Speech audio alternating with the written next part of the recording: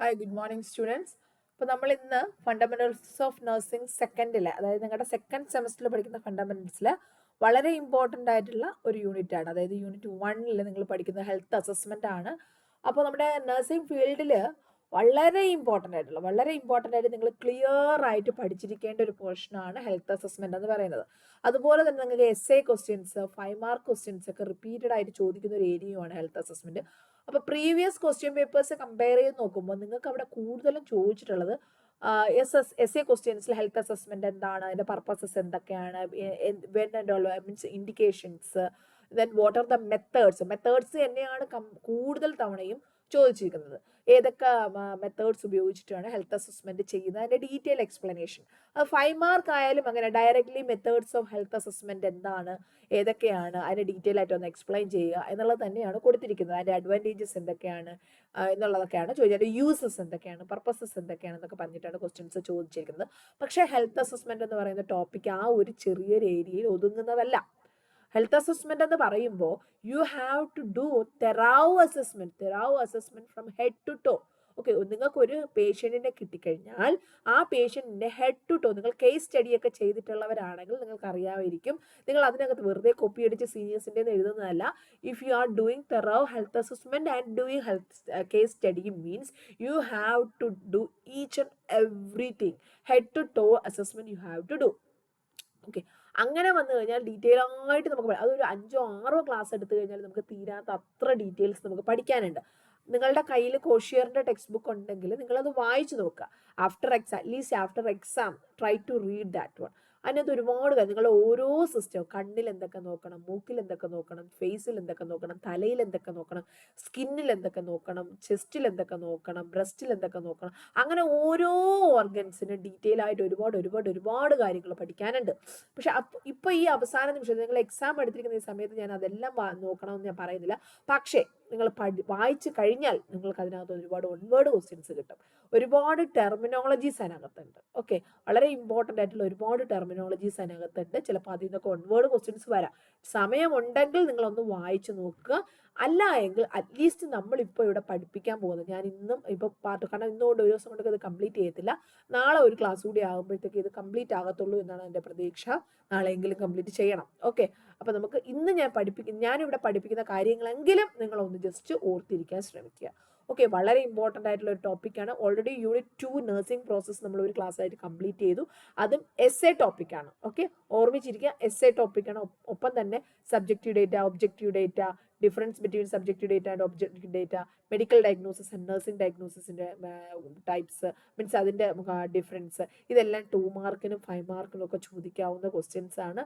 അതുപോലെ തന്നെ care plan, nursing care plan എന്താണ്, അത് നഴ്സിംഗ് പ്രോസസ്സിനകത്ത് വരുന്നതാണ് അല്ലേ. നഴ്സിംഗ് കെയർ പ്ലാൻ എന്താണ്, അല്ലെങ്കിൽ നഴ്സിംഗ് ഡയഗ്നോസിസ് എന്ന് മാത്രം പറഞ്ഞ് 5 മാർക്കിന്, അല്ലെങ്കിൽ ടൈപ്സ് ഓഫ് അസസ്മെന്റ് എന്ന് പറഞ്ഞിട്ട് 5 മാർക്കിന് അല്ലെ. അങ്ങനെ പല ടൈപ്പ് ക്വസ്റ്റ്യൻസ് വരാൻ ചാൻസ്. ഓൾറെഡി വൈറ്റൽ സയൻസും അതുപോലെ വൈറ്റൽ സയൻസിൽ നിന്ന് ഒരുപാട് എസ് എ ക്വസ്റ്റ്യൻസ് വരുന്നത്. ടെമ്പറേച്ചറിന്റെ വേരിയേഷൻസ്, ഫാക്ടേഴ്സ് ഇൻഫ്ലുവൻസിങ് ടെമ്പറേച്ചർ, അത് നമുക്ക് എസ് എ ക്വസ്റ്റ്യൻ ആണ്. വളരെ ഇമ്പോർട്ടൻ്റ് ആയിരുന്നു. പൾസ്, പൾസ് എന്ന് പറഞ്ഞാൽ എന്താണ്, ഫാക്ടേഴ്സ് എഫക്റ്റിംഗ് പൾസ് ഏതൊക്കെയാണ്, different sites four checking pulses ഏതൊക്കെയാണ്, വേരിയേഷൻ ഓഫ് പൾസസ് എന്തൊക്കെയാണ്, ഇതൊക്കെ പറഞ്ഞിട്ട് എസ് എ ക്വസ്റ്റ്യൻ ചോദിക്കാം. B P factors affecting blood pressure അല്ലെ, ഫാക്ടേഴ്സ് എഫക്റ്റിംഗ് ബ്ലഡ് ഷുഗർ, ഇതൊക്കെ 5 മാർക്കിനുള്ള ക്വസ്റ്റ്യൻസ് ആണ്. വളരെ ഇമ്പോർട്ടൻ്റ് ആണ്. വൈറ്റൽ സയൻസ് ഓൾറെഡി എടുത്തു. അതുപോലെ medication administration, what are the different methods of medication administration is a big chapter and clearly I explained everything. Okay, അതിലുള്ള എല്ലാ കാര്യങ്ങളും ഞാനിത് കഴിഞ്ഞ ക്ലാസ്സുകളിലായിട്ട് എക്സ്പ്ലെയിൻ ചെയ്തിട്ടുണ്ട്. വീഡിയോ നോക്കിയിട്ട് കാണാത്തവരാണെങ്കിൽ FON ഫണ്ടമെന്റൽ ഫ്രം നഴ്സിംഗ് എന്നൊക്കെ പറഞ്ഞിട്ട് ചില ഈ പ്ലേലിസ്റ്റുകളുണ്ട്, അതിലോട്ട് പോവുക, അല്ലെങ്കിൽ മെഡിക്കേഷൻ അഡ്മിനിസ്ട്രേഷൻ എന്ന് പറഞ്ഞ് സെർച്ച് ചെയ്ത് നോക്കുക, you will get. Okay, clear ആയിട്ട് rights of medication, time of giving medication, sites of giving medications, what are the angles used for intravenous injections, IV fluid administration, enema, മറ്റൊരു S A question ആണ് enema. അതും clearly ഞാൻ explain ചെയ്ത് upload ചെയ്തിട്ടുണ്ട്. അതുപോലെ positions, different positions used for different എന്താ പറയുക, different procedures, അത് വളരെ ഇമ്പോർട്ടൻ്റ് ആയിട്ടുള്ള കാര്യമാണ്. അതൊക്കെ 5 മാർക്കിനൊക്കെ ചോദിക്കുന്ന ക്വസ്റ്റ്യൻസ് ആണ് കേട്ടോ. എപ്പോഴും പ്രീവിയസ് ക്വസ്റ്റ്യൻ പേപ്പറിലുള്ള ക്വസ്റ്റ്യൻസ് വെച്ച് കമ്പയർ ചെയ്തൊന്ന് പഠിക്കാൻ ശ്രമിക്കുക. വളരെ യൂസ്ഫുൾ ആയിരിക്കും. അതിലെ ക്വസ്റ്റ്യൻസ് നിങ്ങൾക്ക് റിപ്പീറ്റഡ് ആയിട്ട് കിട്ടുകയും ചെയ്യും. പിന്നെ തിയറികൾ ഞാൻ ഓൾറെഡി പറഞ്ഞു. നിങ്ങൾക്ക് തിയറി, എൻവയോൺമെന്റൽ theory, self care deficit theory, 14 needs, അതിൻ്റെ ഒരു തിയറി ഉണ്ട്. അപ്പോൾ അത് ഇങ്ങനെയുള്ള തിയറികൾ അത്യാവശ്യം 2-3 തിയറികൾ ഡീറ്റെയിൽ ആയിട്ട് പഠിക്കുക. ബാക്കിയുള്ള തിയറിയുടെ പേരും ആരാണ് അത് കൊണ്ടുവന്നത് എന്നുള്ള പേരെങ്കിലും നിങ്ങൾ പഠിച്ചു, കാരണം അത് ചോദിക്കാവുന്നതാണ്. അതുപോലെ മാസ്ലോ ഹൈറാർക്കി നീഡ് 5 മാർക്കിന്റെ ക്വസ്റ്റ്യൻ ആണ്. അതുപോലെ 10 മാർക്കിന്റെ ക്വസ്റ്റ്യനകത്ത് ഒരു പാർട്ടായിട്ട് ചോദിക്കാവുന്നതാണ് മാസ്ലോ ഹൈറാർക്കി നീഡ്സ് എന്ന്. വളരെ ഇമ്പോർട്ടൻ്റ് ആയിട്ടുള്ളൊരു പോർഷനാണ് കേട്ടോ. അതൊക്കെ പഠിക്കാൻ ശ്രമിക്കുക. അപ്പം ഞാൻ അത്യാവശ്യം കുറച്ച് പോർഷൻസ് ഒക്കെ എടുത്ത് തന്നതിന് ശേഷം നിങ്ങൾക്ക് രാജീവ് ഗാന്ധി യൂണിവേഴ്സിറ്റിയുടെ ക്വസ്റ്റ്യൻ പേപ്പറും KUHS ഉണ്ട്, പക്ഷെ അതിപ്പോൾ ആവശ്യമില്ലാത്തത് കൊണ്ട് അവർക്ക് ഓൾറെഡി എക്സാം കഴിഞ്ഞു. അപ്പോൾ രാജീവ് ഗാന്ധി യൂണിവേഴ്സിറ്റിയുടെ ഒരു പ്രീവിയസ് ക്വസ്റ്റ്യൻ പേപ്പേഴ്സിൻ്റെ ജസ്റ്റ് ഒന്നൊരു വീഡിയോ ആയിട്ട് ഞാൻ ചെയ്യാം. നിങ്ങൾ ഏതൊക്കെ ഏരിയാസ് കൂടുതൽ ഫോക്കസ് ചെയ്യണം എന്നുള്ളത് ഫോക്കസ് ചെയ്യണം. ഈ ക്വസ്റ്റ്യൻ പേപ്പറിൽ കാണുന്ന എല്ലാ ക്വസ്റ്റ്യൻസും നിങ്ങൾ ഫോക്കസ് ചെയ്യണം. ഓക്കെ, അതിപ്പോൾ 5 മാർക്കിന് ക്വസ്റ്റ്യൻ ചോദിച്ചു കഴിഞ്ഞാലും അത് ഡീറ്റെയിൽ ആയിട്ട് തന്നെ പഠിക്കുക. 10 മാർക്കിന് കണക്കാക്കി പഠിക്കുക. ഓക്കെ, ആ രീതിയിലായിരിക്കും നിങ്ങൾ കവർ ചെയ്യേണ്ടത്. ഓക്കെ, അപ്പോൾ നമ്മൾ ഇന്നിവിടെ ഹെൽത്ത് അസസ്മെൻ്റ് ആണ് സ്റ്റാർട്ട് ചെയ്യാൻ പോകുന്നത്. വീഡിയോ കണ്ട് ഇഷ്ടപ്പെട്ട് കഴിഞ്ഞാൽ ലൈക്ക് ചെയ്യുക, കൂട്ടുകാർക്കൊക്കെ ഷെയർ ചെയ്യുക, കമൻറ്റ് ചെയ്യുക, നിങ്ങളുടെ അഭിപ്രായം എഴുതാൻ നോക്കുക.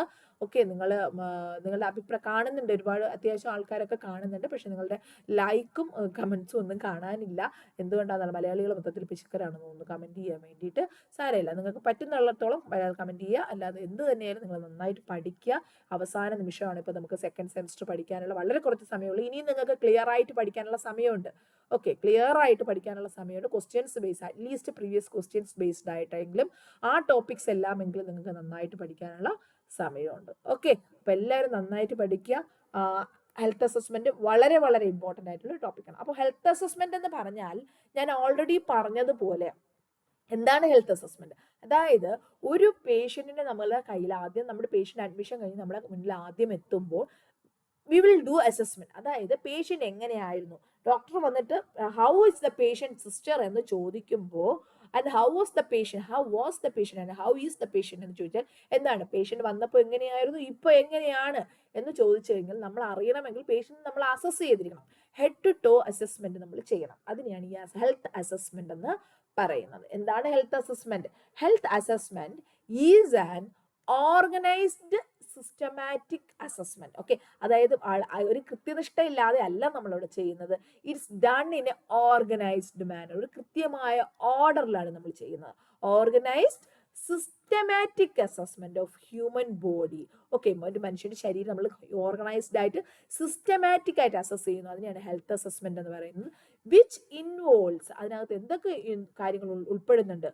Use of one census to determine the general physical and mental conditions of the body by collecting both subjective and objective data. അതായത് ഒരു വ്യക്തിയുടെ ഞാനാണ് ആ ഒരു പേഷ്യന്റിനെ അസസ് ചെയ്യുന്നെങ്കിൽ ഞാൻ എൻ്റെ സെൻസസ് ഉപയോഗിച്ച്, എൻ്റെ കണ്ണ്, കാത്, ചെവി, മൂക്ക്, അല്ലെ, അങ്ങനെയുള്ള 5 സെൻസസ് ഉണ്ടല്ലേ. അപ്പൊ ഈ സെൻസസുകൾ ഉപയോഗിച്ച് ജനറൽ ഫിസിക്കലും മെന്റൽ കണ്ടീഷൻസും അസസ് ചെയ്യുന്നു.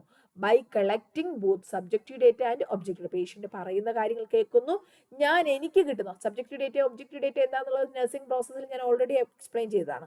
സബ്ജക്റ്റീവ് എന്ന് പറഞ്ഞാൽ പേഷ്യന്റ് പറയുന്ന കാര്യങ്ങൾ, അതാണ് സബ്ജക്റ്റീവ് ഡേറ്റ. സബ്ജക്റ്റീവ് പേഷ്യന്റ് മാത്രം പറയാൻ പറ്റുന്ന കാര്യങ്ങൾ, പേഷ്യന്റ് മാത്രം ഫീൽ ചെയ്യാൻ പറ്റുന്ന കാര്യങ്ങൾ, അതാണ് സബ്ജക്റ്റീവ് ഡേറ്റ. ഓക്കെ, അടുത്ത ഒബ്ജക്റ്റീവ് എന്ന് പറഞ്ഞാൽ ഐ ക്യാൻ ഒബ്സർവ്. ഓക്കെ, മറ്റ് ഡീറ്റെയിൽസുകൾ, മറ്റ് പേഷ്യൻസിൻ്റെ റിലേറ്റീവ്സ്, ഫ്രണ്ട്സ്, അല്ലെങ്കിൽ ഒബ്സർവേഴ്സ്, അല്ലെങ്കിൽ എന്താ ലാബ് റിപ്പോർട്ട്സ്, ഇങ്ങനെയുള്ള ഡീറ്റെയിൽസിൽ നിന്ന് കിട്ടുന്ന ഡേറ്റ എന്ന് പറയുന്നത് ഒബ്ജക്റ്റീവ് ഡേറ്റ എന്ന് പറയുന്നത്. ഇതിലൂടെ നമ്മൾ എന്ത് ചെയ്യുന്നു, നമ്മുടെ സെൻസസ് ഉപയോഗിച്ച് പേഷ്യൻറ്റിൻ്റെ ഫിസിക്കലും മെൻ്റൽ കണ്ടീഷൻസ് നമ്മൾ അസസ് ചെയ്യുന്നു ഒരു സിസ്റ്റമാറ്റിക് ആയിട്ടുള്ള ഓർഗനൈസ്ഡ് ആയിട്ടുള്ള രീതിയിൽ.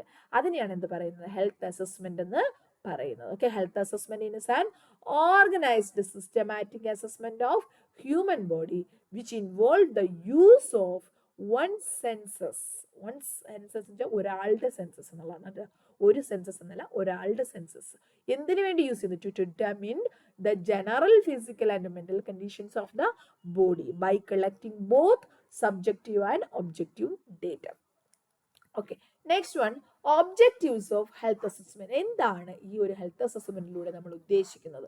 Surveillance of, first one, surveillance of health status, identification of occult disease, screening and follow of disease. അതായത് ഇപ്പോൾ പേഷ്യൻ്റെ ഹെൽത്ത് സ്റ്റാറ്റസ് എന്താണ്, പേഷ്യൻറ്റിന് എന്താണ് ഡിസീസ് ഉള്ളത്, അല്ലെങ്കിൽ എന്തെങ്കിലും ഡിസീസ് വരാനുള്ള ചാൻസ് ഉണ്ടോ, അല്ലെങ്കിൽ എന്തെങ്കിലും ഫോളോ അപ്പ് കെയർ ആണോ, എന്താണെന്ന് മനസ്സിലാക്കുക. Okay, identify health status, occult disease and screening and follow up care. ഇത് മനസ്സിലാക്കുക എന്നുള്ളതാണ് ഈ ഹെൽത്ത് അസസ്മെന്റിലൂടെ നമ്മൾ ചെയ്യുന്നത്. ഒപ്പം തന്നെ പീരിയോഡിക് അസസ്മെന്റ്, അതായത് നമ്മുടെ ഹെൽത്ത് അസസ്മെന്റ് എന്ന് പറയുമ്പോൾ നമ്മൾ എന്താ റെഗുലർ ഇന്റർവെല്ലിൽ നമ്മൾ ഹെൽത്ത് അസസ്മെന്റ് 6 മാസത്തിലൊരിക്കൽ, 1 വർഷത്തിലൊരിക്കൽ, 3 മാസത്തിലൊരിക്കൽ, ഒരാഴ്ചയിലൊരിക്കൽ എന്നുള്ള രീതിയിൽ റെഗുലർ ഓരോ പേഷ്യന്റ് കണ്ടീഷൻ അനുസരിച്ച് നമ്മൾ റെഗുലർ ഇന്റർവെൽസിൽ നമ്മൾ അസസ്മെന്റ് ചെയ്യുന്നു.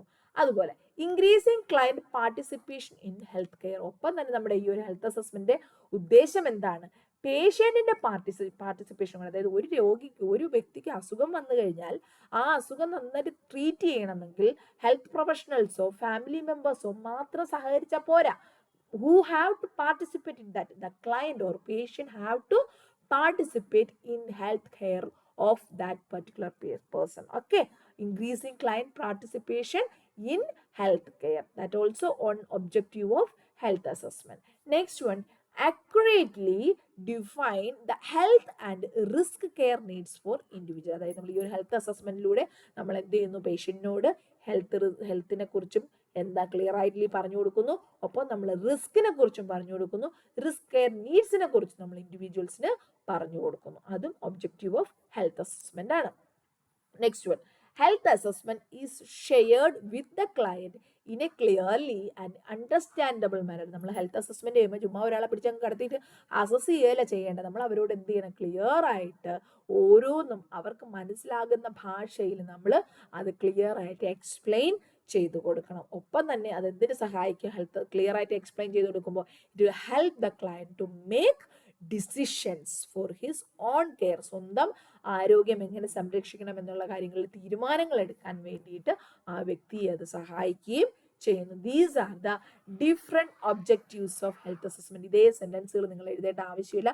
നിങ്ങൾക്ക് എന്ത് മനസ്സിലായി? ഒരു ഹെൽത്ത് അസസ്മെന്റ് ചെയ്യുന്നതിന്റെ ആവശ്യകതകൾ എന്തൊക്കെയാണെന്ന് നിങ്ങൾക്ക് മനസ്സിലാവും. സ്വയം ചിന്തിക്കാവുന്നവർ അതൊന്നും എഴുതുക. ഓക്കെ, ഒരു 5, 6, 7, 8 പോയിന്റുകളായിട്ട് ഒന്നും ജസ്റ്റ് ലിസ്റ്റ് ഔട്ട് ചെയ്യുക. സ്മോൾ പോയിന്റ്സ് തന്നെ മതിയാവും എസ്സേക്ക് ആവുമ്പോൾ. ഇനി രണ്ടാമത്തത് ഹെൽത്ത് അസസ്മെന്റ് എന്ന് പറയുമ്പോൾ അത് ടൈപ്സ് ഉണ്ട്. ഞാൻ ഓൾറെഡി നമ്മുടെ നഴ്സിംഗ് പ്രോസസ്സിലെ ഫസ്റ്റ് സ്റ്റെപ്പായിട്ടുള്ള അസസ്മെന്റ് പഠിപ്പിച്ചപ്പോൾ ഇതവിടെ പഠിപ്പിച്ചതാണ്. ഓക്കെ, അതുപോലെ തന്നെയാണ് ഇവിടെയും കൊടുത്തിരിക്കുന്നത്. ഞാനൊന്ന് ജസ്റ്റ് എന്നാലും ഒന്നുകൂടി ഒന്ന് വായിച്ചു നോക്കാം. ഓൾറെഡി ചിലപ്പോൾ ആ വീഡിയോ കാണാത്തവരുണ്ടെങ്കിലും അതുകൊണ്ട് ഞാൻ ജസ്റ്റ് ഇവിടെ ഒന്ന് പറയാം. Types of health assessment. The type of health assessment ഇത് ചിലപ്പോൾ 5 മാർക്കിന് ചോദിക്കാവുന്ന ക്വസ്റ്റ്യൻ ആണ്, 2 മാർക്കിന് ലിസ്റ്റ് ഔട്ട് ചെയ്യാൻ പറയാവുന്ന ക്വസ്റ്റ്യൻ ആണ്. Okay, health assessment depends on several factors like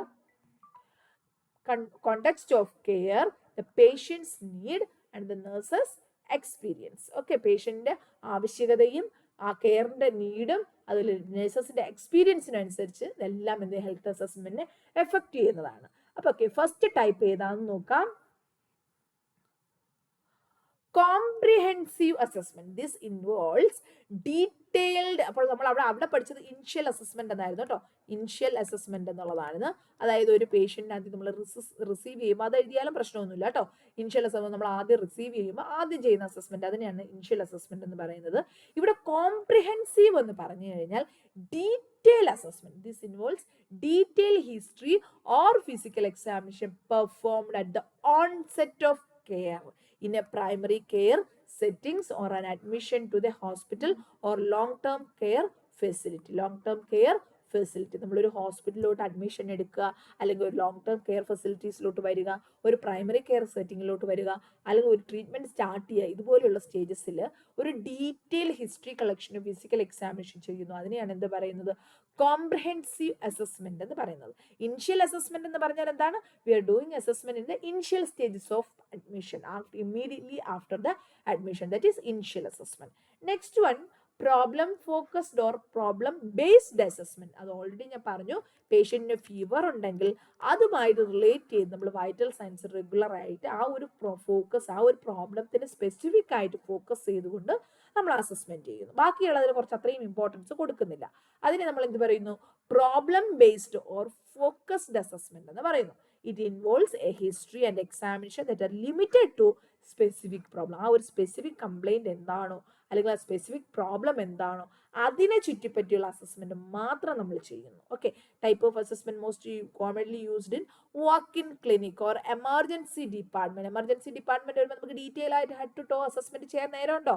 ഇല്ല. നമുക്ക് പെട്ടെന്ന് അവിടെ patient airway, breathing, circulation, orientation, neurological assessment, Glasgow comma scale, ഇതൊക്കെയാണ് നമുക്ക് അവിടെ പെട്ടെന്ന് ചെയ്യേണ്ടത്. അതൊക്കെ നമ്മൾ ചെയ്യുന്നു. ഇതിനെയാണ് പ്രോബ്ലം ഫോക്കസ്ഡ് അല്ലെങ്കിൽ പ്രോബ്ലം ബേസ്ഡ് അസസ്മെന്റ് എന്ന് പറയുന്നത്. ക്ലിയർ? ഇനി മൂന്നാമത്തത് episodic or follow up assessment. Okay, എന്താണ് എപ്പിസോഡിക് ഓർ അല്ലെങ്കിൽ ഫോളോ അപ്പ് അസസ്മെന്റ്? അതായത് നമ്മൾ എന്ത് ചെയ്യുന്നു, ആദ്യം പേഷ്യന്റ് വന്നു, ആദ്യം ഒരു പ്രാവശ്യം അസസ് ചെയ്തു, പിന്നെ നമ്മൾ ഒരു ഗ്യാപ്പ് കഴിഞ്ഞിട്ട് വീണ്ടും എന്ത് ചെയ്യുന്നു, ഫോളോ അപ്പിന് വരുമ്പോൾ വീണ്ടും നമ്മൾ അതിന് ആ കാര്യങ്ങൾ സെയിം എന്തായിരുന്നോ പേഷ്യന്റ് പ്രോബ്ലം അത് തന്നെ വീണ്ടും നമ്മൾ ഫോളോ അപ്പിന് വരുമ്പോൾ വീണ്ടും ഒന്നുകൂടെ അസസ് ചെയ്ത് how much it is improved, whether it is deteriorated, അല്ലെ, ആ പ്രോബ്ലത്തിന് എത്രത്തോളം മാറ്റമുണ്ട്, പ്രീവിയസ്ലി ഐഡന്റിഫൈ ചെയ്ത പ്രോബ്ലത്തിന് ഫോക്കസ് ചെയ്തുകൊണ്ട് ആ പ്രോബ്ലത്തിൽ എത്ര ഇംപ്രൂവ്മെന്റ് അല്ലെങ്കിൽ ഡിറ്റോറിയേഷൻ സംഭവിച്ചിട്ടുണ്ടെന്നുള്ളത് മനസ്സിലാവും. അത് ഓരോ എപ്പിസോഡ്സ് ആയിട്ട് ഓരോ ഫോളോ അപ്പിനും വരുമ്പോഴാണ് നമ്മൾ അസസ് ചെയ്യുന്നത്.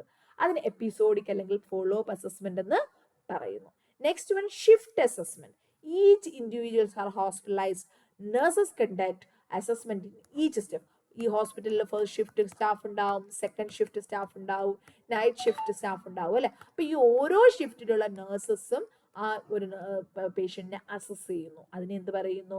ഷിഫ്റ്റ് അസസ്മെന്റ് എന്ന്. അതായത് പേഷ്യന്റെ ബേസ് ലൈൻ ആയിട്ട് പേഷ്യന്റ്, ഇപ്പൊ ഞാൻ പറഞ്ഞുതരാം, ആ പേഷ്യന്റിന് ആംബുലേറ്റ് മീൻസ് പേഷ്യന്റ് നന്നായിട്ടൊന്ന് വാക്ക് ചെയ്യുന്ന പേഷ്യന്റ് അല്ല. അപ്പൊ ആംബുലേറ്റ് ചെയ്യുമ്പോൾ എങ്ങനെയാണ് പേഷ്യന്റ് ചെറുതായിട്ട് മൂവ് ചെയ്യുന്നുണ്ടോ, how it is moving limbs, അല്ലെ, എത്രത്തോളം ഇംപ്രൂവ്മെന്റ് ഉണ്ടായിട്ടുണ്ട്, അല്ലെങ്കിൽ എന്താ പറയുക എന്തെങ്കിലും ബ്ലീഡിംഗ് ഉള്ള അല്ലെങ്കിൽ വൂണ്ട് ഉള്ള അല്ലെങ്കിൽ പസ് ഉള്ള സൈറ്റ് ആണെങ്കിൽ ആ ഒരു സൈറ്റിന് എന്താണ് പ്രത്യേകത വന്നിട്ടുള്ളത്, എന്തെങ്കിലും മാറ്റം വന്നിട്ടുണ്ടോ, എന്തെങ്കിലും ഇംപ്രൂവ്മെന്റ് വന്നിട്ടുണ്ടോ എന്നറിയാൻ വേണ്ടിയിട്ടുള്ള ഒരു ഡീറ്റെയിൽ അസസ്മെന്റ് നടത്തുന്നു. അത് ഓരോ ഷിഫ്റ്റിൽ നടത്തുന്നു. അതിന് ഷിഫ്റ്റ് അസസ്മെന്റ് എന്ന് പറയുന്നു. നെക്സ്റ്റ് ഉള്ളതാണ് സ്ക്രീനിങ് അസസ്മെന്റ്. എന്താണ് സ്ക്രീനിങ് അസസ്മെന്റ്? അതായത് ഒരു ഡിസീസ് അവിടെ ഡിറ്റക്ട് ചെയ്തിട്ടില്ല, പകരം അങ്ങനെ ഒരു ഡിസീസ് ഉണ്ടോ ഇല്ലയോ എന്നറിയാൻ വേണ്ടി ചെയ്യുന്ന ഒരു ഷോർട്ട് എക്സാമിനേഷൻ, അതിനെയാണ് സ്ക്രീനിങ് അസസ്മെന്റ് എന്ന് പറയുന്നത്. It is A short examination focused on disease detection. അതായത് ഇപ്പൊ എക്സാമ്പിൾ പറഞ്ഞു കഴിഞ്ഞാൽ നമുക്ക് സ്ക്രീനിങ്ങിന് എപ്പോഴും പറയുന്ന എക്സാമ്പിൾ ബ്രസ്റ്റ് ക്യാൻസർ ആണ്. അപ്പൊ ബ്രസ്റ്റ് ക്യാൻസർ ഉണ്ടോ ഇല്ലയോ എന്നുള്ള ചെറിയ നമ്മൾ ബ്രസ്റ്റ് സെൽഫ് എക്സാമിനേഷൻ ഒക്കെ ചെയ്ത് നോക്കുമ്പോൾ ചെറിയ എന്തെങ്കിലും അബ്നോർമാലിറ്റീസ് നമുക്ക് തോന്നിക്കഴിഞ്ഞാൽ നമ്മൾ എന്ത് ചെയ്യാറുണ്ട്, ഒരു സ്ക്രീനിങ് ചെയ്ത് നോക്കാറുണ്ട്, അല്ലെ. അതിന് വേണ്ടിയുള്ള അസസ്മെന്റിനെയാണ് സ്ക്രീനിങ് അസസ്മെന്റ് എന്ന് പറയുന്നത്. ഓക്കെ, അങ്ങനെ ഇതെല്ലാമാണ് പല തരത്തിലുള്ള comprehensive assessment, problem focused on problem based assessment, episodic or follow up assessment, shift assessment, screening assessment. Okay, ഇനി അടുത്തുള്ളതാണ് ഫ്രീക്വൻസി ഓഫ് അസസ്മെന്റ്. ചിലപ്പോൾ കൺവേർഡ് ക്വസ്റ്റ്യൻ ചോദിക്കാവുന്നതാണ്. എത്ര തവണയാണ് ഓരോ ആൾക്കാരും അസസ്മെന്റ്, ഹെൽത്ത് അസസ്മെന്റ് നടത്തേണ്ടത്? നോർമലി, അതായത് ഒരു ഡിസീസസ് ഒന്നും ഡിറ്റക്ട് ചെയ്യാത്ത ഒരാൾക്കാർ ഏജിനനുസരിച്ച് നമ്മൾ റെഗുലർ ആയിട്ട് ഹോസ്പിറ്റലിൽ ഹെൽത്ത് അസസ്മെന്റ് നടത്തണം. അതാണ് ചെയ്യേണ്ടത്. എത്ര പേര് ചെയ്യുന്നുണ്ടെന്ന് വെച്ച് കഴിഞ്ഞാൽ ആരും ചെയ്യുന്നില്ല, വളരെ കുറച്ച് പേര് ചെയ്യുന്നുള്ളൂ. പക്ഷെ അതിന്റെ ഒരു പീരീഡ് ഉണ്ട്, എത്ര സമയത്തിനുള്ള. ദ പേഴ്സൺ അണ്ടർ 35 ഇയേഴ്സ്, 35 വയസ്സിന് താഴെ പ്രായമുള്ള ആൾക്കാരാണെങ്കിൽ ഓരോ 4-5 വർഷം കൂടുമ്പോൾ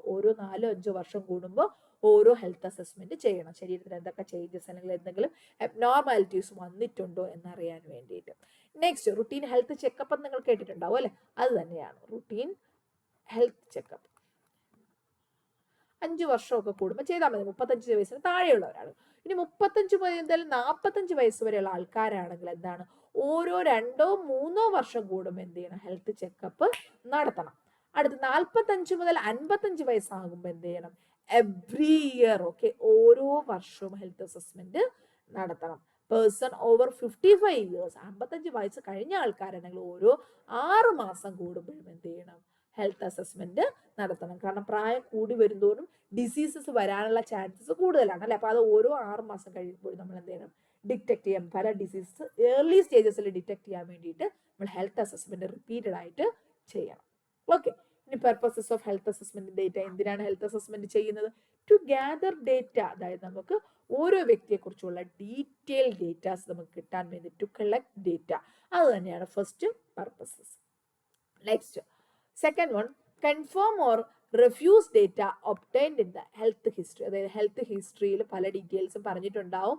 അത് ജസ്റ്റ് കറക്റ്റ് ആണോ ആക്യുറേറ്റ് ആണോ എന്ന് കൺഫേം ചെയ്യാൻ വേണ്ടിയിട്ടുള്ളതാണ് എന്തെന്ന് പറയുന്നത് ഹെൽത്ത് അസസ്മെന്റ് എന്ന് പറയുന്നത്. അതുപോലെ പേഷ്യന്റ് എക്സാക്ട് പ്രോബ്ലംസ് എന്താണെന്ന് ഐഡന്റിഫൈ ചെയ്താൽ മാത്രമേ നമുക്ക് നഴ്സിംഗ് ഡയഗ്നോസിസ് ഐഡന്റിഫൈ ചെയ്യാൻ പറ്റത്തുള്ളൂ. അതിനും എന്ത് സഹായിക്കുന്നു? ഹെൽത്ത് അസസ്മെന്റ് സഹായിക്കുന്നു.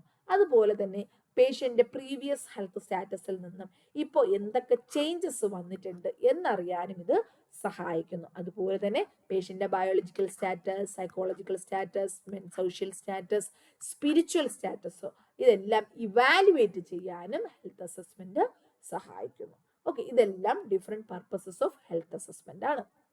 നെക്സ്റ്റ് വൺ നമ്മൾ ഓൾറെഡി പറഞ്ഞതാണ് നഴ്സിംഗ് ആൻഡ് മെഡിക്കൽ ഡയഗ്നോസിസ് എന്താന്നുള്ളത്. ഒരു പേഷ്യന്റ് നഴ്സിംഗ് ഡയഗ്നോസിസ് എന്ന് പറയുമ്പോൾ എന്താണ്? നേഴ്സ് ഐഡന്റിഫൈ ചെയ്യുന്ന പ്രോബ്ലം. അതായത് പേഷ്യന്റ് ഫീവർ ഉണ്ട്, പേഷ്യന്റ് കഫ് ഉണ്ട്, കോൾഡ് ഉണ്ട്, പെയിൻ ഉണ്ട്, ബ്ലീഡിംഗ് ഉണ്ട്, ഇതൊക്കെ പറഞ്ഞാൽ നഴ്സിംഗ് ഡയഗ്നോസിസ് ആണ്. പക്ഷേ it's because of particular infection, pneumonia, asthma, epilepsy അല്ലെ, ഇതുപോലെ പറയുന്നതിന് എന്താണ്? അതിനെയാണ് എന്ത് പറയുന്നത്? നമ്മൾ മെഡിക്കൽ ഡയഗ്നോസിസ് എന്ന് പറയുന്നത്. അപ്പൊ അത് രണ്ടും ഡിഫൈൻ ചെയ്ത് അതിന്റെ ഡിഫറൻസും അതിന്റെ എക്സാമ്പിൾസും കൂടെ കൊടുക്കുക. ഇവിടെ നിങ്ങൾക്ക് ഇത് നോക്കിക്കഴിഞ്ഞാൽ ക്ലിയർ ആയിട്ട് മനസ്സിലാകും. മെഡിക്കൽ ഡയഗ്നോസിസ് ഫ്രാക്ചേർഡ് ജോയ് ആണ്. അവിടെ എന്താണ്? കൊളാബറേറ്റീവ് പ്രോബ്ലം, ആസ്പിറേഷൻ ഉണ്ടാകാൻ ചാൻസ് ഉണ്ട്. ഇപ്പൊ നഴ്സിംഗ് ഡയഗ്നോസിസ് എന്താണ്? Altered oral mucous membrane related to difficulty with hygienic, secondary to fixation diseases, chronic pain related to tissue trauma. ഇതെല്ലാം നഴ്സിംഗ് ഡയഗ്നോസിസ് ആണ്. എക്സാമ്പിൾസ് ഇവിടെ കൊടുത്തിട്ടുണ്ട്. ഇവിടെ ഫിസിക്കൽ എക്സാമിനേഷൻ അത് ഇത്രയും ഇമ്പോർട്ടൻ്റ് അല്ല, അതുകൊണ്ട് ഞാനത് കഴിഞ്ഞ ക്ലാസ്സിൽ എക്സ്പ്ലെയിൻ ചെയ്തതാണ്, അതുകൊണ്ട് ഞാനിവിടെ വിടുകയാണ്. ഇനി ഫസ്റ്റ് ഒരു അസസ്മെന്റ് ആണ് സൈക്കോ സോഷ്യൽ അസസ്മെന്റ്. ഓൾറെഡി ചുരുക്കി പറയാം, നിങ്ങൾക്ക് സൈക്കോ സോഷ്യൽ അസസ്മെന്റ് എന്താണെന്ന് അറിയായിരിക്കും. സൈക്കോളജിക്കലി പേഷ്യന്റ് അസസ് ചെയ്യുക, പേഷ്യന്റിനോട് സംസാരിക്കുക, പേഷ്യന്റ് ഹാപ്പി ആണോ എന്നറിയാം, പേഷ്യന്റ് ഡിപ്രഷൻ ഉണ്ടോ എന്നറിയാം, മേനിക് ആണോ എന്നറിയാം അല്ലെ, patient through development mental development എങ്ങനെയാണെന്നുള്ളത് അറിയാം. അതിനാണ് സൈക്കോ സോഷ്യൽ ഡെവലപ്മെന്റ്. മറ്റാളുകളുമായിട്ട് പേഷ്യന്റ് എത്രത്തോളം സഹകരിക്കുന്നുണ്ടെന്ന് അറിയാൻ പറ്റുക, കോപ്പറേറ്റ് ചെയ്ത് എല്ലാവരുമായിട്ട് സഹകരിച്ച് എല്ലാവരുമായിട്ട് മിങ്കിൾ ചെയ്ത് ഫാമിലി ആയിട്ട് മിങ്കിൾ ചെയ്ത് നല്ലൊരു റിലേഷൻഷിപ്പ് മെയിൻറ്റെയിൻ ചെയ്യുന്ന ഒരാളാണോ എന്നറിയാൻ വേണ്ടിയിട്ടാണ് നമ്മൾ സൈക്കോ സോഷ്യൽ അസസ്മെന്റ് ചെയ്യുന്നത്. ഓക്കെ, ഇനി അടുത്ത നമ്മുടെ ഹെൽത്ത് അസസ്മെന്റിന്റെ ഫസ്റ്റ് സ്റ്റേജ് ആണ് ഹെൽത്ത് ഹിസ്റ്ററി. ഹിസ്റ്ററി കളക്ഷൻ എന്ന് പറയും. ഹിസ്റ്ററി കളക്ഷൻ അല്ലെങ്കിൽ ഹെൽത്ത് ഹിസ്റ്ററി എന്നാണ് പറയുന്നത്. അതായത് നമ്മൾ പേഷ്യന്റിന്റെ പ്രീവിയസ് ഡേറ്റ നമ്മൾ കളക്ട് ചെയ്യുന്നു. അത് പേഷ്യന്റിനോട് തന്നെ നമ്മൾ ചോദിച്ച് കളക്ട് ചെയ്യണം. Systematic collection of subjective data which stated by the client and objective data which observed by the nurse that using to determine client functional health pattern status. പേഷ്യന്റിനോട് എന്തൊക്കെ type health history ആണ് ചോദിക്കുന്നത്? Complete histories, initial visit മുതലുള്ള എല്ലാ health history ചോദിക്കും, interval health history ചോദിക്കും, problem focused ആയിട്ടുള്ള health ഹിസ്റ്ററിയും ചോദിക്കും. പക്ഷെ ഇതൊന്നും പറഞ്ഞു കഴിഞ്ഞാൽ നിങ്ങൾക്ക് മനസ്സിലാവില്ല. നിങ്ങൾ ഹിസ്റ്ററി എന്ന് പറയുമ്പോൾ അവിടെ ഉദ്ദേശിക്കുന്നത് patient biographical data. First one biographical data, അതായത് പേഷ്യന്റ് പേര്, address, phone number, birth date, birth place, sex, religion, race, marital status, social security number ഉണ്ടെങ്കിൽ അത്, ഓക്യുപ്പേഷൻ, പിന്നെ സോഴ്സ് ഓഫ് റെഫറൽ, എവിടെ നിന്നാണ് റെഫർ ചെയ്തത്, usual source of health care and reliability of information, date of interview, ഇങ്ങനെയുള്ള കാര്യങ്ങളൊക്കെയാണ് നമ്മൾ ആ ബയോഗ്രഫിക്കൽ ഡേറ്റയാണ് നമ്മൾ ആദ്യത്തെ സ്റ്റേജിൽ കളക്ട് ചെയ്യുന്നത്. രണ്ടാമത് കളക്ട് ചെയ്യുന്നത് പേഷ്യന്റ് കറക്റ്റ് ഉള്ള ഇപ്പോഴുള്ള complaints, chief complaints, that means reason for hospitalization, എന്തിനാണ് ഹോസ്പിറ്റലിൽ വന്നത്. ചെസ്റ്റ് പെയിൻ ഫോർ എക്സാമ്പിൾ പറയുകയാണ്, chest pain for 3 days, swollen ankle for 2 weeks, fever and headache for 24 hours, pap smear needed, physical examination needed for camp. Okay, ഇതുപോലെയുള്ള പല ആവശ്യങ്ങൾക്ക് വേണ്ടിയിട്ടായിരിക്കും patients വന്നത്. അപ്പം നമ്മൾ അതിൻ്റെ റീസൺ ഐഡന്റിഫൈ ചെയ്യുന്നു. അതിനുശേഷം എന്ത് ചെയ്യുന്നു? ഇപ്പോഴുള്ള പ്രോബ്ലം എന്താണോ അതിൻ്റെ ഹിസ്റ്ററി എടുക്കുന്നു. എപ്പോഴാണ് ഇത് സ്റ്റാർട്ട് ചെയ്തത്, എങ്ങനെയാണ് സ്റ്റാർട്ട് ചെയ്തത്, എവിടെ നിന്ന് എങ്ങോട്ട് ഇത് റേഡിയേറ്റ് ചെയ്തു, അല്ലെങ്കിൽ എത്ര സിവിയർ ആണ്, ഇങ്ങനെയുള്ള കാര്യങ്ങൾ നമ്മൾ കളക്ട് ചെയ്യുന്നു. പിന്നെ നമ്മൾ കളക്ട് ചെയ്യുന്നത് പാസ്റ്റ് ഹെൽത്ത് ഹിസ്റ്ററി. പേഷ്യന്റിന് മുന്നേ എന്തെങ്കിലും ചൈൽഡ്ഹുഡ് ഇൽനെസ് എന്തെങ്കിലും ഉണ്ടായിരുന്നു, കുഞ്ഞായിരുന്ന സമയത്ത് എന്തെങ്കിലും ഡിസീസ് ഉണ്ടായിരുന്നോ, എന്തെങ്കിലും ആക്സിഡൻസ് സംഭവിച്ചിട്ടുണ്ടോ, എന്തെങ്കിലും സർജറി എന്തെങ്കിലും സംഭവിച്ചിട്ടുണ്ടോ, ഡിസേബിളിംഗ് ആയിട്ടുള്ള എന്തെങ്കിലും ഇഞ്ചുറി സംഭവിച്ചിട്ടുണ്ടോ, അല്ലെങ്കിൽ അലർജി എന്തെങ്കിലും ഉണ്ടോ, ഇതുപോലെയുള്ള കാര്യങ്ങൾ ചോദിക്കണം. പാസ്റ്റ് ഹെൽത്ത് ഹിസ്റ്ററി, പ്രീവിയസ്ലി എങ്ങനെയാണ് എത്രത്തോളം ഇമ്മ്യൂണൈസേഷൻസ് എല്ലാം, ഏതൊക്കെ കറക്റ്റായിട്ട് ഇമ്മ്യൂണൈസേഷൻസ് എല്ലാം ചെയ്തിട്ടുണ്ടോ, ഏതെങ്കിലും ഡയഗ്നോസ്റ്റിക് ടെസ്റ്റുകൾ ചെയ്തിട്ടുണ്ടോ, ഹോസ്പിറ്റലിന് മുന്നേ അഡ്മിറ്റ് ആയിട്ടുണ്ടോ, ഇതുപോലെയുള്ള എല്ലാ കാര്യങ്ങളും പാസ്റ്റ് ഹെൽത്ത് ഹിസ്റ്ററിയിൽ കളക്ട് ചെയ്യണം. Next family history. ഓക്കെ, നിങ്ങൾക്ക് പ്രശ്നമൊന്നും ഇല്ലായിരിക്കാം, പക്ഷെ നിങ്ങളുടെ ഫാമിലിയിൽ blood relatives, close relatives, spouse, children, അല്ലെങ്കിൽ ആർക്കെങ്കിലും അച്ഛൻ, അമ്മ, മറ്റു അങ്കിൾ, ആൻറ്റി, ഇങ്ങനെയുള്ള ആർക്കെങ്കിലും എന്തെങ്കിലും ഡിസീസസ് ഉള്ളതായിട്ട് അറിയുമോ? Diabetes, hypertension, genetical disorders, അങ്ങനെയുള്ള എന്തെങ്കിലും പ്രോബ്ലം ഐഡന്റിഫൈ ചെയ്തതായിട്ട് അറിയുമോ? അതാണ് family history. Okay, communicable disease എന്തെങ്കിലും ഉണ്ടോ? ഹെറിഡിറ്ററി ഡിസീസസ് എന്തെങ്കിലും ഉണ്ടോ?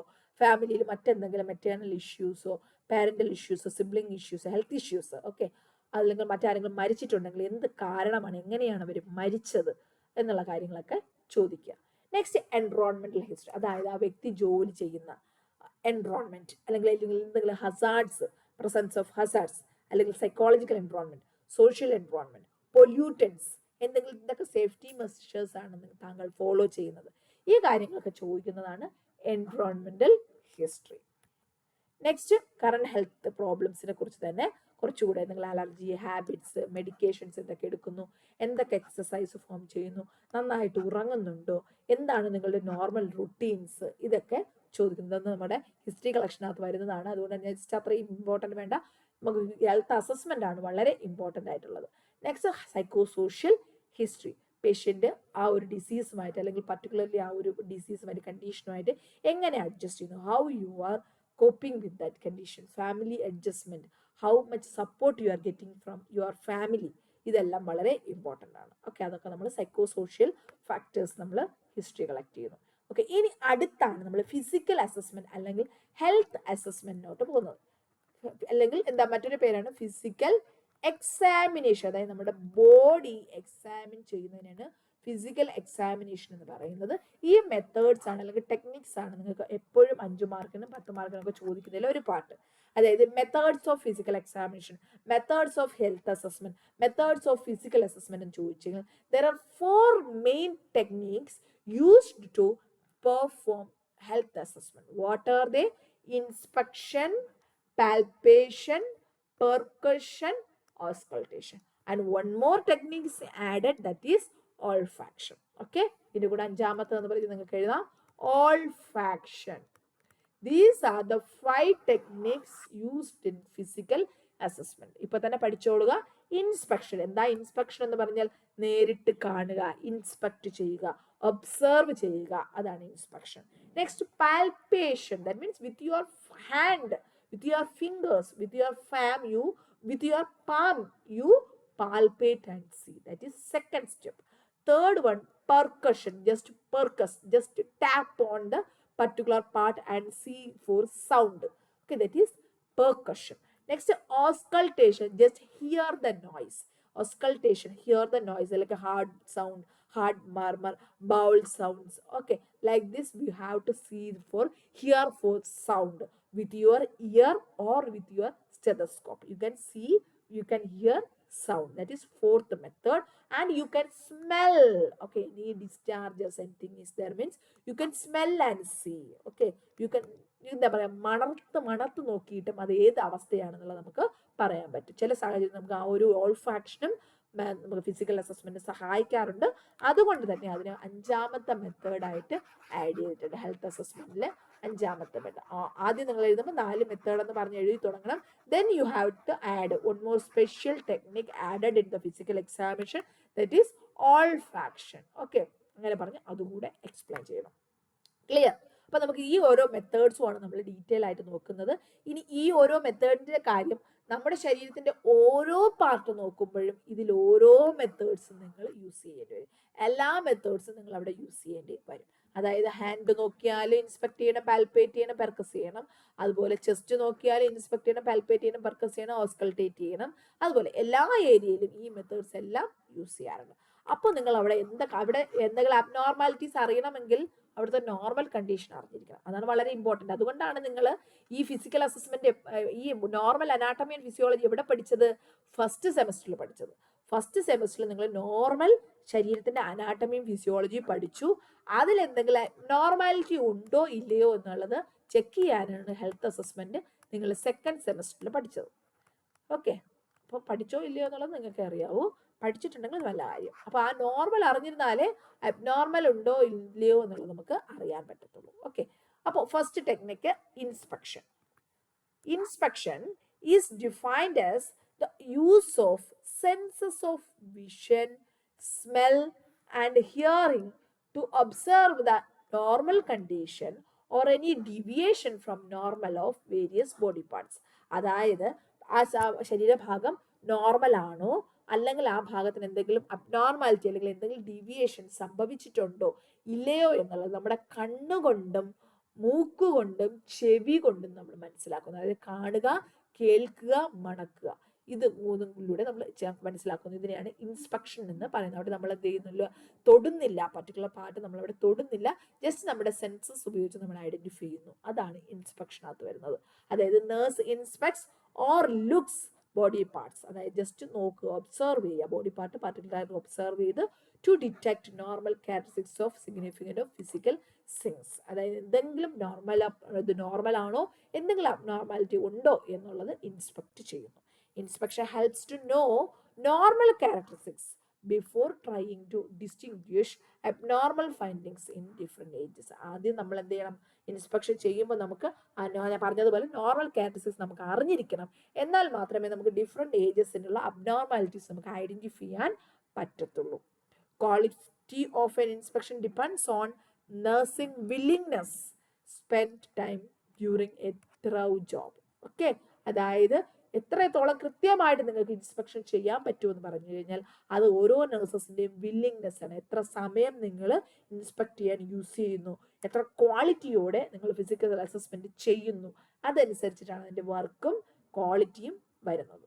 ഓക്കെ, നെക്സ്റ്റ് ഇൻസ്പെക്ഷൻ എന്ന് പറയുമ്പോൾ യൂസ് വിഷൻ, ഹിയറിംഗ്, സ്മെൽ. ഷോർട്ടായിട്ട് പറഞ്ഞു, ഓൾവേസ് ഫസ്റ്റ്, അതായത് ഹെൽത്ത് അസസ്മെന്റ് ഒരു പാർട്ടിന്റെ ഇൻസ്പെക്ഷനാണ് ഏറ്റവും ഫസ്റ്റ്. ഏത് പാർട്ട് എടുത്താലും ആദ്യം നമ്മൾ ഇൻസ്പെക്ട് ചെയ്യാണ് ചെയ്യുന്നത്.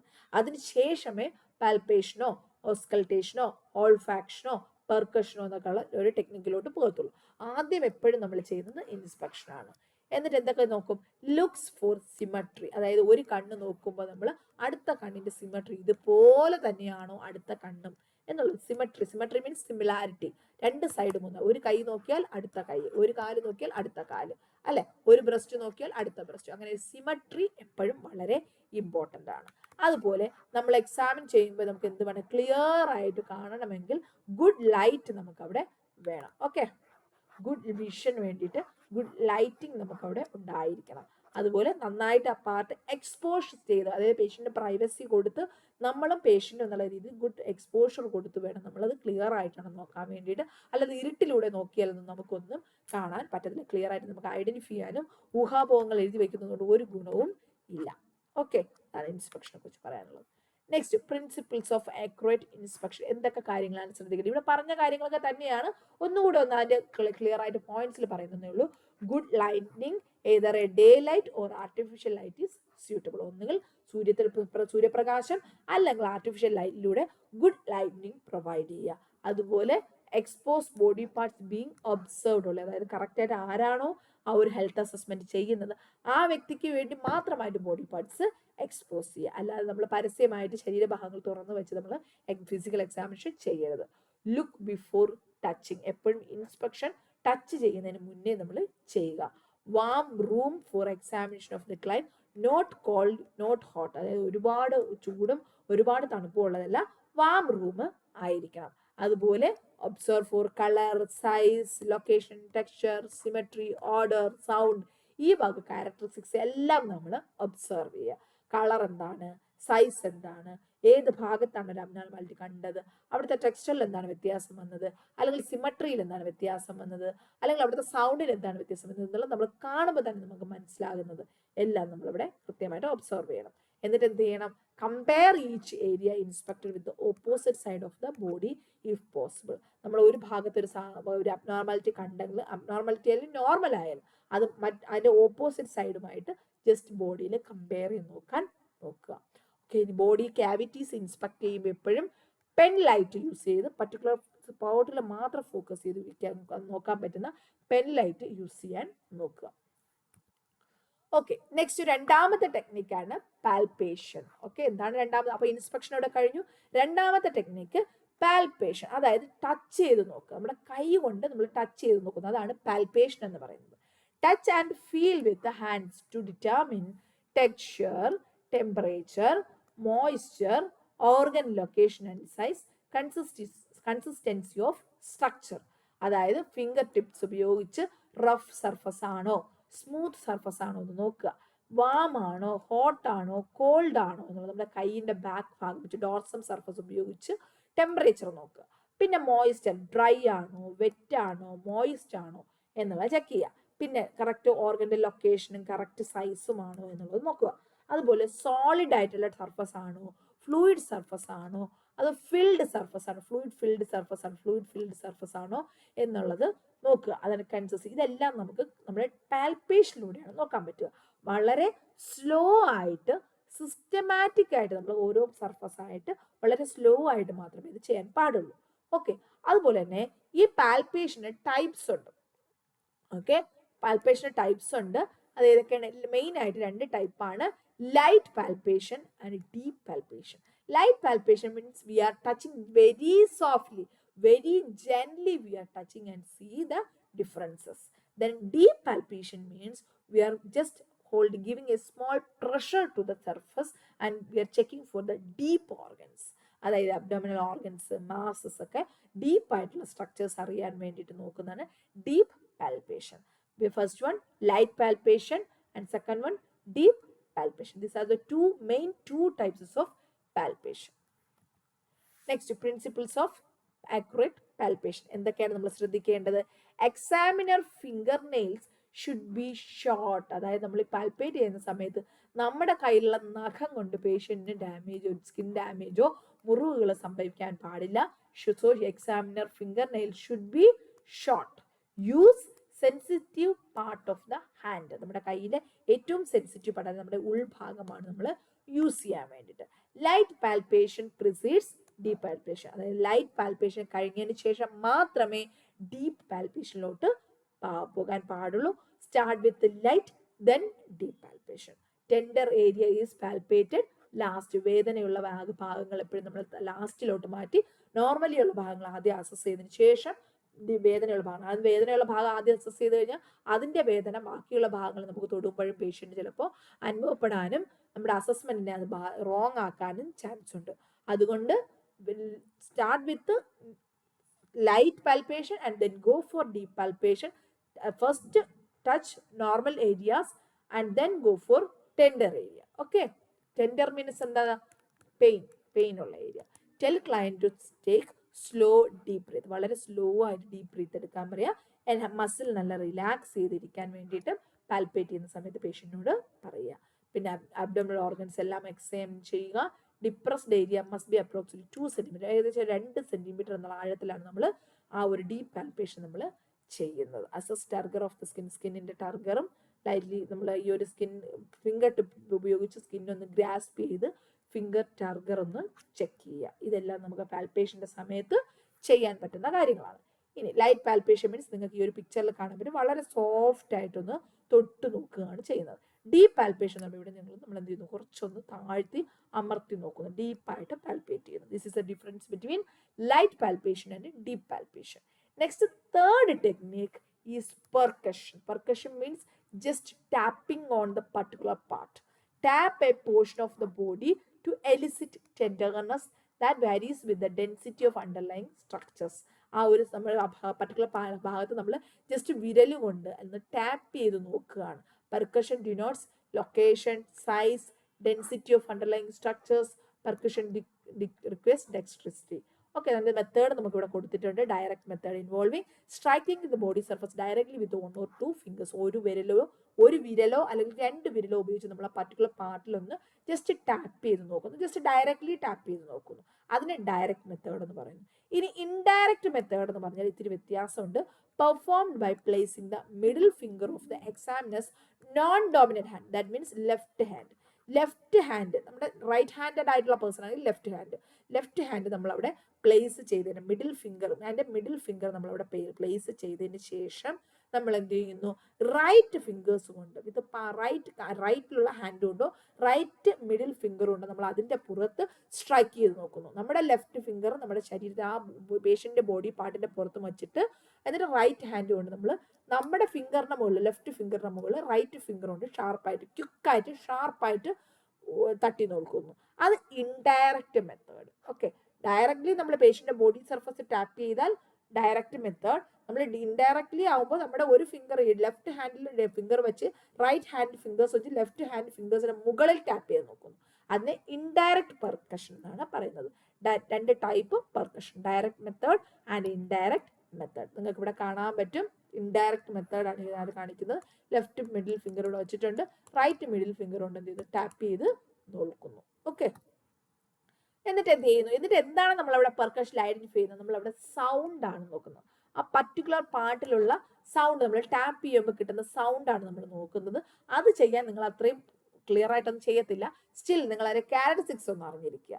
Sound produced by the body is characterized by intensity, എത്രത്തോളം ഉണ്ട്, ഫ്രീക്വന്റ് സൗണ്ട് ഉണ്ടോ, എത്രത്തോളം ഡ്യൂറേഷൻ ഉണ്ട്, അതിന്റെ ക്വാളിറ്റി എന്താണ്, ഇതെല്ലാം നമ്മളവിടെ നോക്കുന്നുണ്ട്. ഇന്റൻസിറ്റി എന്ന് പറയുമ്പോൾ അതിന്റെ ലൗഡ്നെസ്, അതിന്റെ സൗണ്ടിന്റെ ആഘാതം, എത്രത്തോളം വലിയ സൗണ്ട് ആണെന്നുള്ളതാണ് നോക്കുന്നത്. ലോ ആണോ ബിഗ് ആണോ എന്നുള്ളത്. പിന്നെ ചിലപ്പോൾ നമുക്ക് ആ സൗണ്ട് അറിയാൻ സ്റ്റെതസ്കോപ്പും വേണമെങ്കിൽ യൂസ് ചെയ്യാം. അതുപോലെ ഫ്രീക്വൻസി, പിന്നെ physiology of sound, noisy sound ആണോ എന്നുള്ള, ഏത് തരത്തിലുള്ള സൗണ്ട് ആണ്, ട്യൂണിംഗ് ഫോർക്ക് ലൈക്ക് സൗണ്ട് ആണോ, മ്യൂസിക്കൽ സൗണ്ട് ആണോ എന്നുള്ളത് നമുക്ക് പെർക്കഷനിലൂടെ അറിയാൻ വേണ്ടി പറ്റും.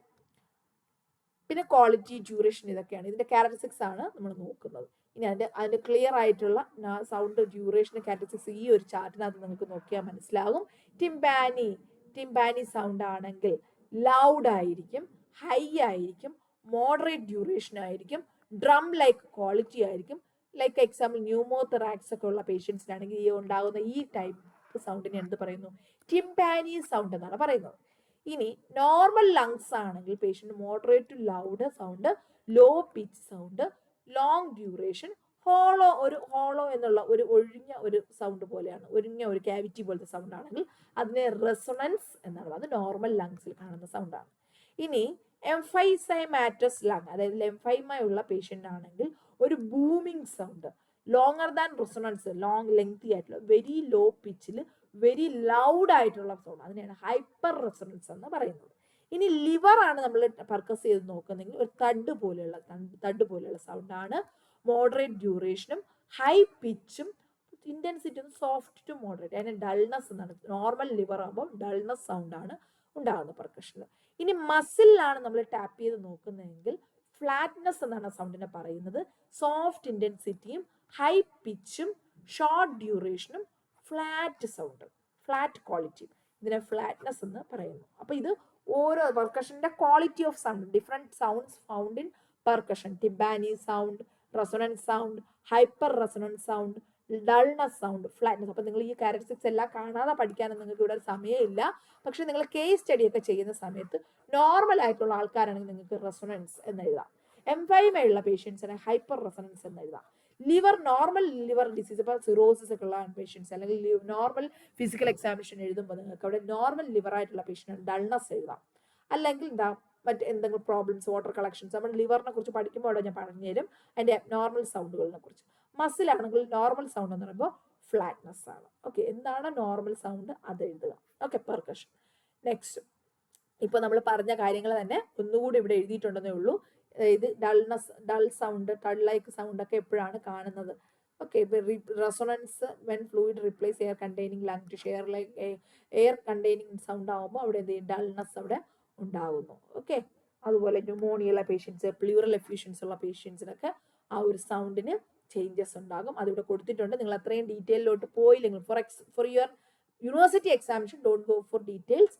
അറ്റ്ലീസ്റ്റ് പെർക്കഷൻ എന്താണ്, അതിന്റെ ടൈപ്സ് എന്താണ്, അതിൽ എന്തൊക്കെയാണ് നമ്മൾ നോക്കുന്നത്, എങ്ങനെയാണ് നമ്മൾ ഡയറക്റ്റ് മെത്തേഡ് ഇൻഡയറക്റ്റ് മെത്തേഡ് ചെയ്യുന്നത്, അതിൽ എന്തൊക്കെ സൗണ്ടുകളാണ് നമുക്ക് കാണാൻ പറ്റുന്നത്, അത്രയും മാത്രം ജസ്റ്റ് ഒന്ന് എഴുതി പോയാലും മതി. പക്ഷെ ഒരു ഫിസിക്കൽ എക്സാമിനേഷൻ ചെയ്യണമെങ്കിൽ ഇതെല്ലാം നിങ്ങൾ കറക്റ്റാ പഠിക്കണം.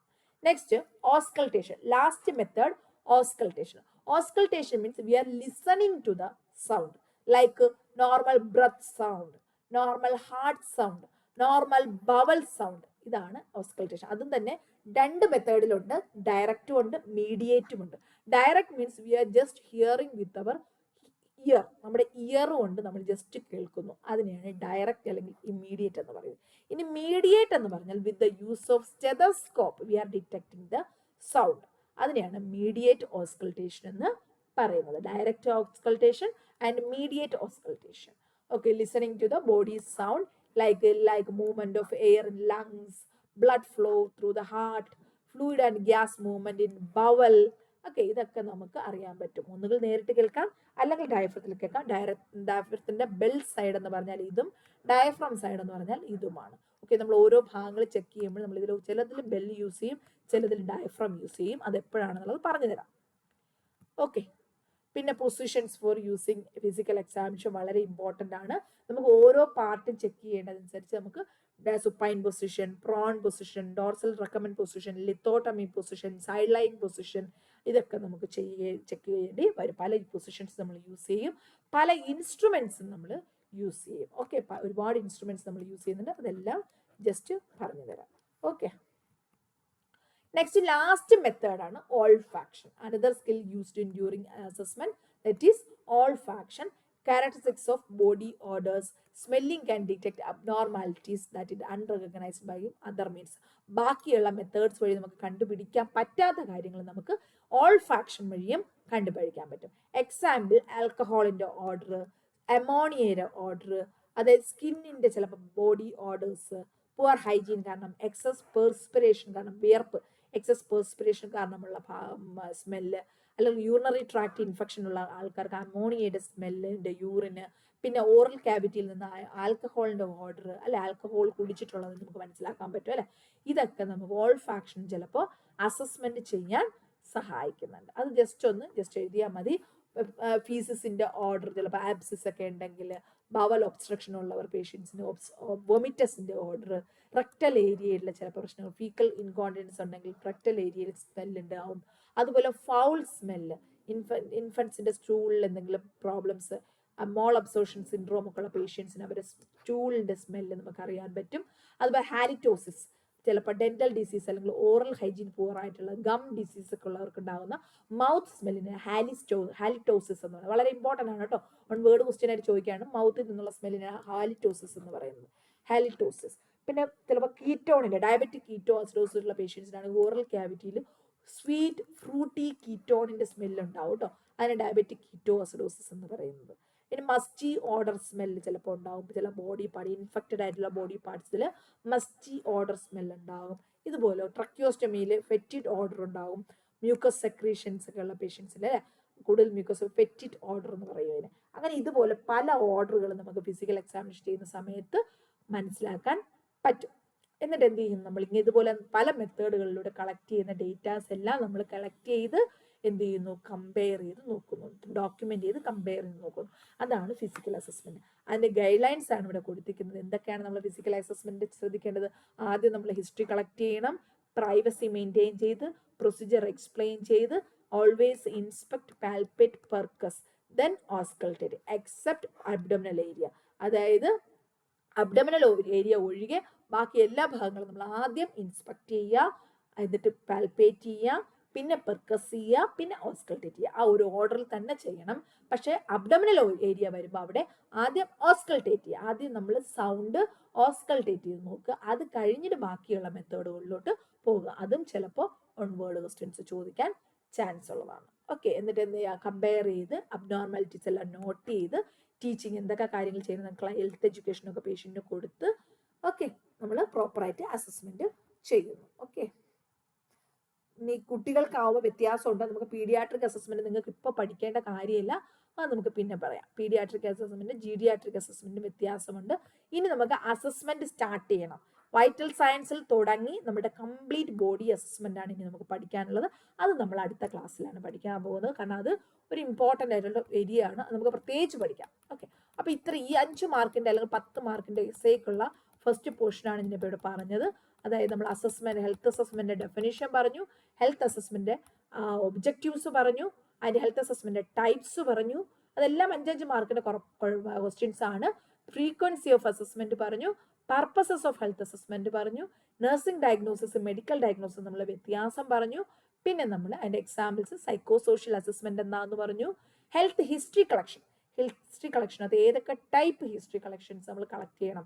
ബയോഗ്രഫിക്കൽ ഡീറ്റെയിൽ തുടങ്ങി previous complaints, allergy reactions, past health histories, പിന്നെ immunisation status, family history, obstetrical history, environmental history, ഇതെല്ലാം സൈക്കോസോഷ്യൽ ഹിസ്റ്ററി, ഇതെല്ലാം കളക്ട് ചെയ്യണമെന്ന് പറഞ്ഞു. അടുത്ത ഫിസിക്കൽ എക്സാമിനേഷൻ്റെ 4 techniques: inspection, palpation, percussion, auscultation, additionally olfaction. ഓരോന്നും എങ്ങനെയാണ് ചെയ്യുന്നതെന്ന് പറഞ്ഞു. ഓരോന്നിൻ്റെ ടൈപ്സും പറഞ്ഞു. പാൽപേഷൻ്റെ 2 ടൈപ്പ് ഉണ്ട്, ലൈറ്റ് പാൽപേഷനും ഡീപ്പ് പാൽപേഷനും. പിന്നെ പെർക്കഷന് ഡയറക്റ്റ് മെത്തേഡ് ഉണ്ട്, ഇൻഡയറക്റ്റ് മെത്തേഡ് ഉണ്ട്. പിന്നെ നമ്മുടെ അതിൻ്റെ എക്സ്പ്ലനേഷൻ, ഓസ്കൾട്ടേഷനും ഡയറക്റ്റും മീഡിയേറ്റും 2 ടൈപ്പ് ഉണ്ട്. ഓക്കെ. പിന്നെ ഓൾഫാക്ഷൻ, അതിൻ്റെ ഡിഫറെൻറ്റ് സ്മെല്ലുകൾ, ഓക്കെ, ഏതൊക്കെ സ്മെല്ലുകൾ ഏതൊക്കെ ഡിസീസിൽ കാണുന്നു എന്നുള്ള കാര്യങ്ങളും പറഞ്ഞു. ഓക്കെ, അതെങ്ങനെ എത്രത്തോളം ഉപയോഗകരമാണെന്ന്. അപ്പോൾ ഇത്രയും കാര്യങ്ങളാണ് ഇന്ന് പഠിച്ചത്. എല്ലാവരും നന്നായിട്ട് പഠിക്കുക. ബാക്കി നമ്മൾ അസസ്മെന്റ് ഓരോ പാർട്ടിലും നമ്മൾ കാണുന്ന അബ്നോർമാലിറ്റീസ് എന്താണെന്നുള്ളത് അടുത്ത ക്ലാസ്സിൽ പഠിക്കും. ഓക്കെ, അപ്പോൾ എല്ലാവരും നന്നായിട്ട് പഠിക്കുക. Thank you for watching. എല്ലാവർക്കും കൂട്ടുകാർക്കൊക്കെ ഷെയർ ചെയ്ത് കൊടുക്കുക. വീഡിയോ ഇഷ്ടപ്പെട്ടു കഴിഞ്ഞാൽ ലൈക്ക് ചെയ്യുക. Okay, thank you for watching. Bye bye.